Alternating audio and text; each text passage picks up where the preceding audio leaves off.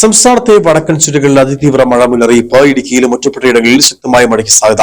നാളെ ഇടുക്കി ജില്ലയിൽ യെല്ലോ അലർട്ടാണ് പ്രഖ്യാപിച്ചിട്ടുള്ളത്. മഴ തുടരുന്നതോടെ ജില്ലയിലെ ഡാമുകളിലും ജലനിരപ്പ് ഉയരുകയാണ്. അതിതീവ്ര മുന്നറിയിപ്പുള്ള ജില്ലകളിൽ ജനങ്ങൾ ജാഗ്രത പാലിക്കണമെന്ന് അധികൃതർ നിർദ്ദേശം നൽകി.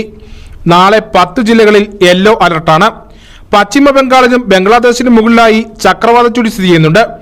ഇത് വടക്കു പടിഞ്ഞാറൻ ബംഗാൾ ഉൾക്കടലിന് മുകളിൽ ന്യൂനമർദ്ദമായി മാറാൻ സാധ്യതയുണ്ട്. കേരള തീരത്ത് ശക്തമായ കാറ്റ് വീശാൻ സാധ്യതയുള്ളതിനാൽ മത്സ്യത്തൊഴിലാളികൾ കടലിൽ പോകരുതെന്നും നിർദ്ദേശം നൽകി. ഇടുക്കി ജില്ലയിൽ നാളെ യെല്ലോ അലർട്ടാണ്. വരും മണിക്കൂറുകളിലെ കാലാവസ്ഥാ വ്യതിയാനത്തിനനുസരിച്ച് അലർട്ടുകളിൽ മാറ്റമുണ്ടാകാം. ഇന്ന് ജില്ലയുടെ വിവിധ പ്രദേശങ്ങളിൽ പരക്കെ മഴ പെയ്തു. ജില്ലാ ഭരണകൂടം ജാഗ്രതയോടെയുള്ള പ്രവർത്തനങ്ങളാണ് നടത്തിവരുന്നത്. ജില്ലയിലെ പ്രധാന വിനോദസഞ്ചാര കേന്ദ്രങ്ങളുടെ എല്ലാം പ്രവർത്തനം നിലവിൽ നിർത്തിവച്ചിരിക്കുകയാണ്. മലയോര മേഖലകളിലൂടെയുള്ള രാത്രികാല യാത്രയ്ക്ക് നിയന്ത്രണമുണ്ട്. ശക്തമായ മഴയിൽ ജില്ലയിലെ ഡാമുകളിലെല്ലാം ജലനിരപ്പ് ക്രമാതീതമായി ഉയരുന്നുണ്ട്. നദികളിലെല്ലാം നീരൊഴുക്കം വർദ്ധിച്ചു. കല്ലാർ ഡാമിൽ ഒരു ഷട്ടർ ഉയർത്തി ജലം പുറത്തേക്ക് ഒഴുക്കുകയാണ്. Idukki Vision News, Kattappana.